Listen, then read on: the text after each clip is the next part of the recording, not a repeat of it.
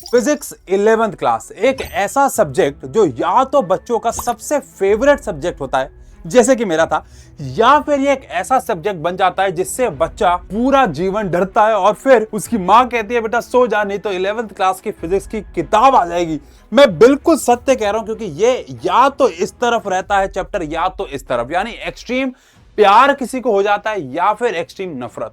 और आज मैं आपको एक ऐसा रोड मैप देने वाला हूं कि अगर आपने इसे फॉलो किया तो हमेशा आप एक्सट्रीम प्यार की तरफ ही जाओगे, क्योंकि ये वो रोड मैप है जो मैंने खुद फॉलो किया था। और मैंने टाइम टू टाइम 17 साल हो गए मुझे फिजिक्स पढ़ाते हुए 11th क्लास के बच्चों को, उनमें बदलाव देखते हुए, सिलेबस को चेंज होते हुए देखते हुए, क्वेश्चंस के लेवल को चेंज होते हुए देखते हुए, स्कूलों को चेंज होते हुए देखते हुए क्या क्या बदलाव किए हैं, ये सारी चीजें आज के इस रोड मैप में मैं आपको बताने वाला हूं। तो स्वागत है आप सभी का। मेरा नाम है आशु घई और मैं 17-18 साल से, मेरा 18वां साल चल रहा है जहां पे मैं बच्चों को पढ़ाता आया हूं। मैंने अभी तक अपने जीवन में हजारों और यूट्यूब के बाद लाखों बच्चों को फिजिक्स और केमिस्ट्री ऐसे डिफिकल्ट सब्जेक्ट से प्यार करवाया है। और आज मैं जो ये रोड मैप देने वाला हूं, ये हो सकता है मैं भावनाओं में बह के थोड़ी वीडियो बड़ी हो जाए, शायद 2x पे देख लेना, बाकी पता नहीं है, लेकिन हर एक छोटी से छोटी डिटेल ये इस रोड मैप के बाद आपको किसी और रोड मैप की जरूरत नहीं पड़ेगी, ये मैं आपको प्रॉमिस कर सकता हूं। इस रोड मैप में हम अलग अलग चीजों को कवर करने वाले हैं। सबसे पहले आओ बात कर लेते हैं बेटा चैप्टर फ्लो के बारे में। देखो मैं आपको इतना बता दूं कि ये तो आप सबको पता है कि अभी तक 10th तक साइंस सिर्फ साइंस हुआ करती, लेकिन अब आपके लिए फिजिक्स केमिस्ट्री बायो हो गया, वो तो कॉमन सेंस की बात है। अब फिजिक्स में भी आपके पास 2 किताबें हो चुकी हैं, बुक 1 हो चुकी है और आपके पास बुक 2 हो चुकी है। ठीक है, ये तो बहुत सिंपल सी बात है। अब होगा क्या कि आप बुक 1 और बुक 2 में सीक्वेंस को ब्रेक नहीं कर सकते। सबसे पहले तो मैं आपको बताऊं, कुछ स्कूल में होगा कि सीक्वेंस ब्रेक किया जाएगा, या कुछ ट्यूशन सेंटर पे होगा, या आप में से कोई एंट्रेंस एग्जाम में जा रहे होंगे सीक्वेंस ब्रेक होगा, लेकिन आप फिजिक्स में सीक्वेंस ब्रेक नहीं कर सकते। आपको पहले बुक 1 करनी होगी और उसमें भी आप सीक्वेंस में ही चलोगे, यानी कि आपको चैप्टर 1 के बाद चैप्टर 2, चैप्टर 2 के बाद चैप्टर 3, चैप्टर 3 के बाद चैप्टर 4, ऐसे सीक्वेंस में चलना है। लेकिन आप एक चैप्टर को कैसे पढ़ोगे इसके बारे में बता रहा हूं। सबसे पहले जान लो सिलेबस में एक बहुत बड़ा जंप है। सिलेबस बहुत ज्यादा है। जहां हमारे पास सिर्फ 4 चैप्टर फिजिक्स के थे 10th क्लास में, जिसमें से 2 में कोई क्वेश्चन नहीं, कोई न्यूमेरिकल नहीं, वहीं पे अब हमारे फिजिक्स के हर एक चैप्टर में भर भर के फॉर्मूले, भर भर के न्यूमेरिकल्स हैं। डरा नहीं रहा हूं, बता रहा हूं कि सबसे पहले तो आपको अपने मन को समझाना होगा कि जंप बहुत बड़ा है। 2 किताबें हैं, हर एक किताब में भर भर के क्वेश्चंस हैं, फॉर्मूले हैं, और सब पे हमें काम करना है, जो कि मजा आएगा। मैं आपको समझाता हूं कैसे।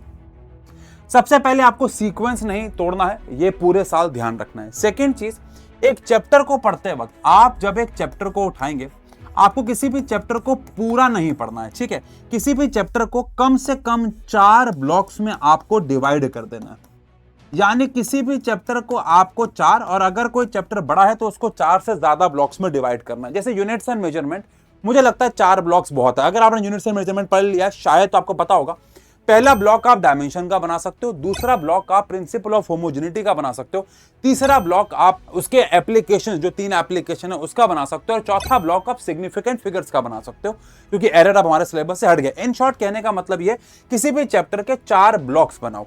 पूरा चैप्टर एक बार पढ़ने का प्लान मत बनाना, प्रॉब्लम में फंसोगे, मैं आपको बता रहा हूं। 4 ब्लॉक बनाओ, हर एक ब्लॉक के बाद, ईच ब्लॉक के बाद, हर एक ब्लॉक के बाद आपको क्या करना है। मान लो आपने एक ब्लॉक को पढ़ा, एक ब्लॉक को पढ़ने के बाद आपको क्वेश्चंस करने, कैसे करने हैं बताता हूं, सुनो। मान लो आपने किसी भी चैप्टर के 4 ब्लॉक्स में डिवाइड किया, 4 टॉपिक्स में डिवाइड किया। उसको पहला टॉपिक आपने पढ़ लिया मतलब समझ लिया, गो थ्रू कर लिया, कोई फॉर्मूले आए उसको लिख लिया, डेरिवेशन जो है वो सब कर ली। उसके बाद आपको उसके एग्जाम्पल्स बनाने, जिसमें आपको ना देखो मेहनत नहीं लगी, बताता हूं क्यों। एनसीईआरटी के एग्जाम्पल्स आप सबको पता है टॉपिक वाइज होते हैं। अगर आपने कभी तक एनसीईआरटी नहीं खोली, बता दूं, जो एनसीईआरटी खोलोगे तो आपको एग्जाम्पल 1, एग्जाम्पल 2, एग्जाम्पल 3, एग्जाम्पल 4 मिलेंगे। ठीक है, मानता हूं कई चैप्टर्स के एग्जाम्पल अच्छे नहीं, जैसे कि फर्स्ट चैप्टर के एग्जाम्पल बहुत ज्यादा अच्छे नहीं है, लेकिन मोशन या स्ट्रेट लाइन, प्लेन, उसके बाद से सारे एग्जाम्पल अच्छे हो जाते हैं। एग्जाम्पल टॉपिक वाइज ही है। जैसे आपने टॉपिक पूरा किया, एनसीईआरटी में जाओ, देखो आपने कौन कौन टॉपिक पूरे करने, उसके हिसाब से आप एनसीईआरटी के एग्जाम्पल्स बना लो। अगर आपने एक टॉपिक पूरा किया तो 2-3 एग्जाम्पल आपको एनसीईआरटी में मिल जाएंगे, उसके उन एग्जाम्पल्स को बनाओ। फिर आप क्या करो, बैक एक्सरसाइज पे जाओ और उस टॉपिक के क्वेश्चंस को मार्क कर लो। अगर आपको लगता है कि वो आप मार्क नहीं कर पा रहे तो आप उस टॉपिक का नाम या उसके फोटो स्क्रीनशॉट दो, नोटबुक एलएम को दे दो, चैट जीपीटी को दे दो, जेमिनाई को दे दो, वैसे मैं चाहूंगा नोटबुक एलएम को दो और वहां से बोलो कि मुझे इसके ऊपर और क्वेश्चन बना के दे, वो आपको बना के दे देगा और आप उसकी प्रैक्टिस कर सकते हो।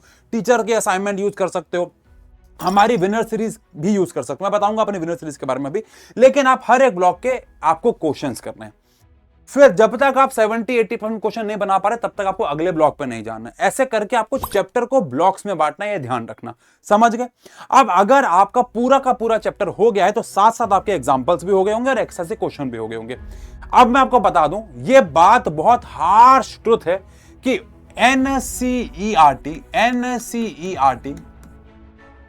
Is not sufficient. आप मुझे एक ऐसा टीचर बता दीजिए जो मेरी बात से सहमत ना हो। बेटा, मैं पढ़ाई की बात नहीं कर रहा हूं, मैं क्वेश्चंस और उसके लेवल की बात कर रहा हूं।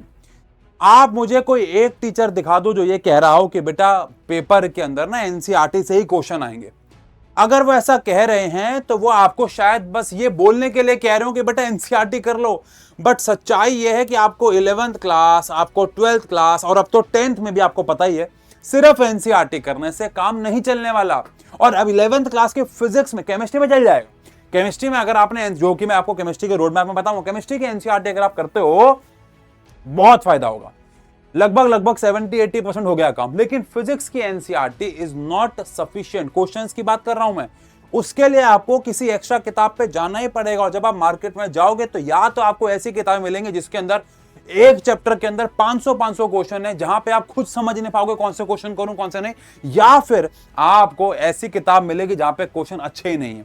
और ये प्रॉब्लम मैंने हर साल देखी। और बेटा दैट इज व्हाई हम लोग विनर सीरीज, मैं यहाँ पे विनर सीरीज प्रमोट करने नहीं आया हूं, बस इतना कहना चाह रहा हूं, एक अच्छी किताब खरीद लेना। मैं तो ये बोलूंगा विनर सीरीज खरीद लेना। इसमें लेवल 1 लेवल 2 के क्वेश्चन है, बहुत प्यारे एमसीक्यूज बनाए हैं, आसान से मुश्किल लेवल पे गए ताकि आपका मोराल एकदम से ना गिर जाए, शुरुआत में कोई मुश्किल क्वेश्चन ना आ जाए। बट एनसीईआरटी के अलावा आपको कोई एक किताब लेनी पड़ेगी। ऐसी कोई किताब मत लेना जिसमें 500,000 क्वेश्चन हो, बिकॉज आप खुद ही नहीं समझ पाओगे। शादी में जाते हो, सब नहीं खा पाते हो, मजा ही नहीं आता है। लेकिन कहीं पे अगर कोई मेहमान बुलाता है, 3-4 अच्छा खाना होता है तो पेट भर के खा के आते हो। इन शॉर्ट, अच्छा रिसोर्स लेना होगा, सिवाय एनसीईआरटी के आपको बाहर जाना होगा। अब सर ये तो हमने एक चैप्टर का बेसिक ब्लॉक समझ लिया, लेकिन डेली लाइफ रोड मैप में कैसे बात करें? सुनो, आपको मैं बता दूं, फिजिक्स जैसे सब्जेक्ट को आपको हफ्ते के अंदर कम से कम 3 डेज अ वीक तो पढ़ना ही होगा। 3 डेज अ वीक, ये तो आपको करना ही पड़ेगा। आपको, अगर आपने फिजिक्स को 3 डेज अ वीक नहीं पढ़ा, फिजिक्स जैसे सब्जेक्ट को, आप प्रॉब्लम में फंस जाओगे। अब वो चाहे आप मंडे वेडनेसडे फ्राइडे पढ़ो, लेकिन आपको ऑल्टरनेटिव डेज पे ही पढ़ना चाहिए। वैसे तो मंडे वेडनेसडे फ्राइडे पढ़ो, या फिर आप उसे ट्यूसडे थर्सडे सैटरडे पढ़ो, ये आपकी मर्जी है। लेकिन एक एक दिन छोड़ के आपको फिजिक्स को लेना होगा। रोज फिजिक्स को आप ले नहीं पाओगे, अभी आप सबको पता है, आपके पास बहुत सारे सब्जेक्ट्स हैं, केमिस्ट्री भी है, मैथ्स भी है, बायो भी हो सकती है, इंग्लिश भी है, फिजिकल एजुकेशन भी हो सकती है, एआई, कंप्यूटर साइंस, बहुत सारे सब्जेक्ट हो सकते हैं। रोज तो अभी आप टाइम नहीं दे पाओगे, सच्चाई है। तो क्या करो, हफ्ते में 3 दिन आपको फिजिक्स को देने हैं और इन 3 दिन में आपको कम से कम 45 मिनट पढ़ना होगा। देखो भाई, क्या मैं लास्ट मोमेंट पे आके फिजिक्स में अच्छा स्कोर कर सकता हूं? नहीं। सर सही कह रहे हो? हाँ। सर पक्का? हाँ। सर कसम खा लो? कसम खा ली। आप कुछ नहीं कर पाओगे। देखो, ये 10th क्लास नहीं है कि लास्ट मोमेंट पे आके कोई एक फिजिक्स केमिस्ट्री बायो को पढ़ लिया और काम हो गया। अरे भैया, 3-3 4-4 चैप्टर थे, यहां पे 2 किताबें हैं भाई साहब, हर एक चैप्टर विशाल काय है। आप लास्ट मोमेंट में पढ़ने बैठोगे ना, फिर आप पछताओगे। ये मैं रिटर्न में दे सकता हूं अभी, चाहे इस बात को रिकॉर्ड कर लो, स्क्रीन रिकॉर्ड कर लो, स्क्रीनशॉट ले लो, कुछ भी कर लो। ग्राफ ऐसे जाता है बच्चों का 11th क्लास में, डरा नहीं रहा हूं, इतना कह रहा हूं कि अगर आपको फिजिक्स से नफरत करने वाला नहीं बनना, प्यार करने वाला बनना है, रोज 45 मिनट फिजिक्स को पढ़ना होगा। रोज किसी एक चैप्टर का एक ब्लॉक एट लीस्ट खत्म करना होगा। एक ब्लॉक एट लीस्ट एक खत्म करना होगा। और जब आप कम से कम 45 मिनट पढ़ोगे, हो सकता है आप जोश में आ जाओ, 1 घंटा पढ़ो, 2 घंटा पढ़ो, जो भी पढ़ो, मैं आपको एक मूल मंत्र दे रहा हूं, ध्यान रखना, मूल मंत्र दे रहा हूं। अगर आप इस पे चले, फिजिक्स से प्यार हो जाएगा। मूल मंत्र क्या है? आपको कंसेप्ट को 10% समय देना है। 10% समय कंसेप्ट पे जाएगा और 90% समय क्वेश्चंस पे जाएगा। 10% समय कंसेप्ट पे जाएगा और 90% समय आपका क्वेश्चंस पे जाना चाहिए। 90% समय आपका क्वेश्चंस पे जाना चाहिए। जी हां, अगर आप 1 घंटा पढ़ रहे हो तो ध्यान रहे कि आपको 5 से लेकर 10 मिनट कंसेप्ट पढ़ने में कितनी देर लगती है फिजिक्स की। अच्छा ये कंसेप्ट था, इसका ये फॉर्मूला था, अच्छा मैंने याद कर लिया। उसके बाद सारा समय आपको क्वेश्चंस को देना है। कंसेप्ट पढ़ने में कितनी देर लग रही है? डेरिवेशन जनरली आप लास्ट में करोगे। बचा क्या? फॉर्मूले बचे, बेसिक डेफिनेशन बची, 10 से लेकर 15 मिनट मैक्सिमम। उसके बाद मेजर समय आपको क्वेश्चंस पे देना है फिजिक्स में। केमिस्ट्री में ऐसा नहीं है, मैं बात करूंगा केमिस्ट्री के रोड मैप में। बायो में भी ऐसा बिल्कुल नहीं है, लेकिन फिजिक्स में यही है, मूल मंत्र है, ध्यान रखना। अच्छा, ऐसा करते करते आपने अगर एक ब्लॉक को एक दिन में पढ़ लिया तो एवरेजली आप 1 हफ्ते 2 हफ्ते के अंदर सिलेबस एक चैप्टर पूरा कर लोगे। शुरुआती चैप्टर पे समय दो। हम अपने पेड बैच में भी बिल्कुल इस तरीके से पढ़ाते हैं। जो हमारे पेड बैच का बच्चा, उसको पता होगा कि हम मंडे वेडनेसडे फ्राइडे केमिस्ट्री ले रहे हैं और ट्यूसडे थर्सडे सैटरडे फिजिक्स ले रहे हैं। हम ऐसे ही पढ़ रहे हैं बेटा, बिल्कुल ऐसे ही पढ़ रहे हैं। और हम पूरे 1 घंटे का लेक्चर अभी ले रहे हैं और आगे जाके हमें लेक्चर्स बढ़ाने पड़ेंगे, बिकॉज 11th क्लास का सिलेबस बहुत ज्यादा है। ध्यान रखें कि आपको भी ऑल्टरनेटिव डेज पे पढ़ना, 2 दिन से ज्यादा किसी भी एक सब्जेक्ट में गैप नहीं देना है। क्वेश्चंस अभी यूनिट्स एंड मेजरमेंट हमारे पेड बैच में चल ही रहा है, 1-2 लेक्चर ही हुए हैं। उन बच्चों को पता है कंसेप्ट पढ़ने में 10 मिनट लगते हैं, फिर उसके क्वेश्चंस करते हैं। कंसेप्ट पढ़ने में 10 मिनट लगता है, फिर उसके क्वेश्चंस करते हैं। और हाँ, कहीं कहीं कंसेप्ट ऐसे हैं जहां पर टीचर को ज्यादा पढ़ाना पड़ता है, लेकिन मैं एज अ स्टूडेंट बोलूं तो आपने तो पढ़ लिया ना मुझसे, अब आपको 10% समय देना है और फिर 90% समय क्वेश्चन पे देना है। पेड बैच में जो मैं आपको बता रहा हूं सब इसी तरीके से पढ़ते हैं। सबके लिंक, इस किताब के विनर सीरीज के लिंक, पेड बैच के लिंक सारे डिस्क्रिप्शन में, if you are interested. Otherwise यहां तो मैं आपको बताने आया हूं कि पूरे साल फिजिक्स पढ़ना कैसे है। अच्छा, अब शुरुआत में आपका सिलेबस स्लो होगा, लेकिन धीरे धीरे धीरे धीरे आप देखोगे कि जब आप स्ट्रांग होते जाओगे फिजिक्स में, आपका आगे वाले कंसेप्ट भी स्ट्रांग होंगे। प्रॉब्लम क्या होती है? देखो, बच्चा क्या सोचता है कि चैप्टर 1 में मैं थोड़ा फास्ट कर लेता हूं, चैप्टर 2 ना फास्ट कर लेता हूं। इसको फास्ट करने के चक्कर में आपके फाउंडेशन कमजोर रह जाती है। उसके बाद जब आप चैप्टर 3 में जाते हो, लेकिन यहां पे आपकी फाउंडेशन अच्छी नहीं होती, तो क्या प्रॉब्लम होती है? आप चैप्टर 3 में आपको लगता है मुझे समझ नहीं आ रहा, आप वहां पर डबल टाइम लगाते हो। तब तक चैप्टर 4 आपके स्कूल में हो चुका होता है, ट्यूशन में हो चुका होता है, चैप्टर 5 हो चुका होता है। फिर बैकलॉग क्रिएट होता है, फिर उस बैकलॉग को क्रिएट करते करते, खत्म करते करते और आगे बैकलॉग क्रिएट होता है, और फिर कभी आप रिवर्ट बैक नहीं मार पाते हो, और फिर आपका सिलेबस खत्म होता है जनवरी फरवरी में जाके। दैट इज वाई मैं आपको जो बोल रहा हूं आप समझो। शुरुआत में थोड़ा समय लगाओ, कोई बात नहीं। पहले महीने में अगर आपके पूरे मई के महीने में, अभी क्योंकि अप्रैल तो खत्म हो गया लगभग, आज क्या तारीख हो गई है जब आपके पास ये वीडियो आएगी, शायद 26-27 हो जाएगी।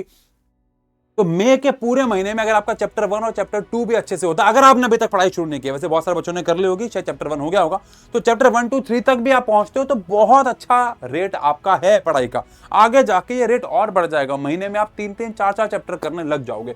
लेकिन अभी के लिए ऐसा है, आपको गोल बनाना है कि आप अपना नवंबर तक सिलेबस खत्म कर लें। देखो बेटा, असली जीत उसी की हुई है जिसने नवंबर तक अपना सिलेबस खत्म करा।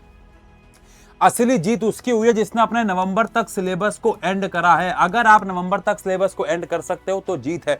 ऑल्दो सिलेबस बहुत ज्यादा है, हम अपने पेड बैच में हर एक क्लास का, हर एक सब्जेक्ट का सिलेबस नवंबर तक खत्म कर देते हैं, नवंबर फर्स्ट वीक तक।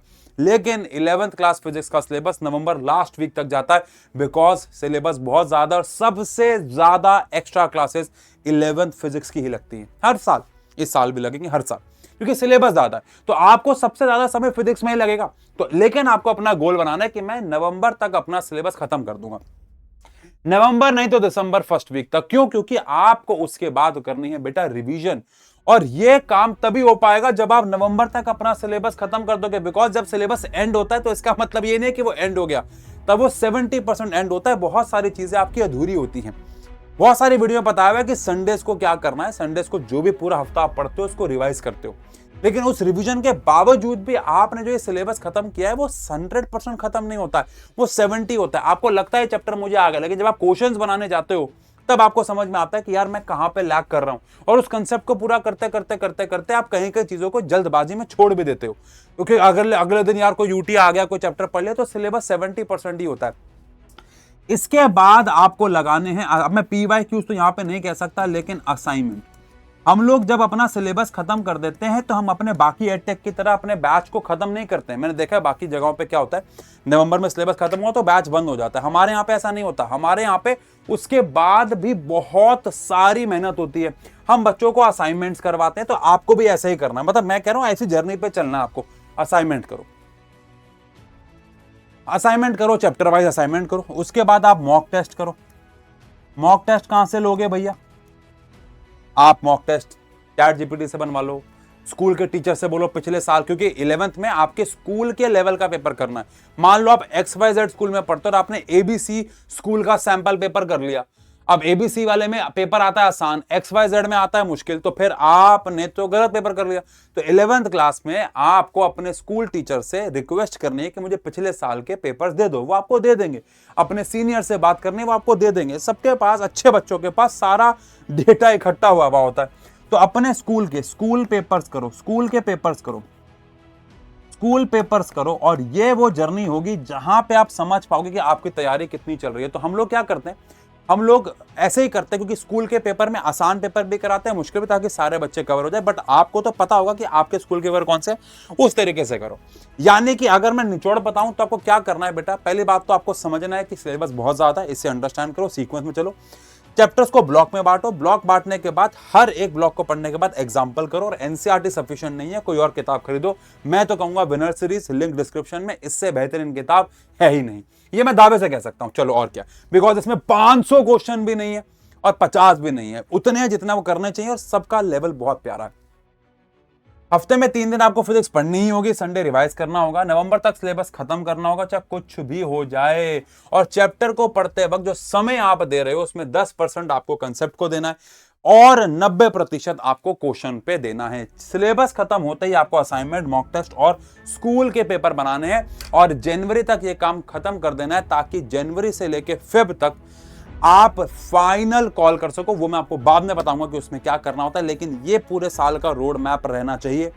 Consistency is the key. अगर आप कंसिस्टेंट नहीं रहे, आपको मैं लिखित में दे सकता हूं 10th क्लास की तरह इसे ट्रीट मत करना, बहुत ज्यादा पछताओगे कि लास्ट मोमेंट में पढ़ लिया, मैराथन अटेंड कर ली, काम हो जाएगा। नहीं होगा, लिखित में ले लो। तो प्लीज, अच्छा, अगर आप पेड बैच के बच्चे नहीं हैं, आप हमारे आशु गई 11-12 चैनल पे जाएं, साइंस एंड फन एजुकेशन पे भी आपको बहुत सारे वन शॉट्स मिल जाएंगे, आप उनसे पढ़ें, आपको मजा आएगा।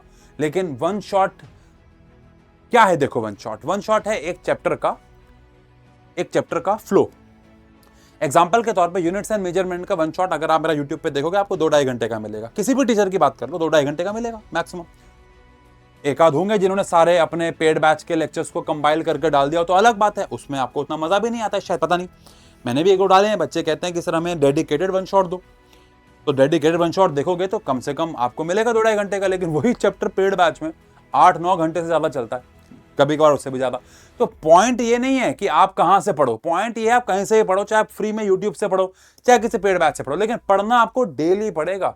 और आपको इस बार सिर्फ चीजें देखने से काम नहीं चलेगा, चीजें देखना सिर्फ 10% है, 90% आपको क्वेश्चन बनाने होंगे खुद से भी, और जहां भी पढ़ रहे हो उनको आपको बनवाने पड़ेंगे, तभी आप फिजिक्स में बेहतरीन कर पाओगे। अदरवाइज ये आप जो स्केल है ना, डर और प्यार, आप इधर की तरफ खिसक जाओगे, इधर की तरफ नहीं। इधर की तरफ खिसकना, ये सब करो। Best of luck. आपके मन में फिजिक्स को लेके कोई भी सवाल चल रहा है, बताओ, आशु के 11-12 पे जाओ, फिजिक्स को लेके बहुत सारी वीडियोस बना रखी हैं कि क्यों फिजिक्स में बच्चा फेल होता है, बहुत सारी और फिजिक्स से रिलेटेड आपको वीडियो आशु के 11-12 पे मिल जाएंगी। पेड बैच और किताब का लिंक डिस्क्रिप्शन में। मिलते हैं, bye bye, take care, love you.